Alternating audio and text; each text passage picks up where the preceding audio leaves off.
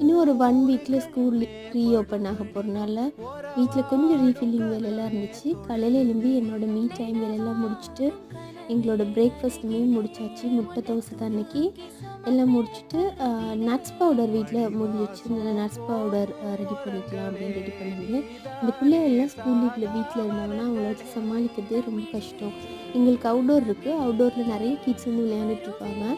டெய்லியும் அந்த கிட்ஸோட விளையாட போகணும்னு ஒரே கரைச்சல். போகிறதுல ஒரு பிரச்சனையும் இல்லை. போயிட்டு அங்கே பாதி சண்டையாக தான் இருக்கும். பாதி பேர் வந்து புள்ளி பண்ணுறவங்களாம் இருப்பாங்க. வேறு நாட்டில் உள்ள பிள்ளைகள் தான் விளையாடுவாங்க.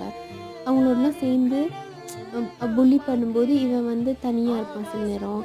சம்டைம்ஸ் இவனை கூப்பிடுவாங்க, நீ வா நம்ம அவனை புள்ளி பண்ணுவோம் அப்படின்னு. இந்த மாதிரி எக்ஸ்பீரியன்ஸ்லாம் இங்கே நிறைய கிடைக்கும். உங்களுக்கு ஏதாவது இந்த மாதிரி எக்ஸ்பீரியன்ஸ் இருந்ததுன்னா என்னோட ஷேர் பண்ணுங்கள். கண்டிப்பாக ஃபர்ஸ்ட் டைம் பார்க்குறீங்கன்னா சப்ஸ்கிரைப் பண்ண மறந்துடாதீங்க. பாய்.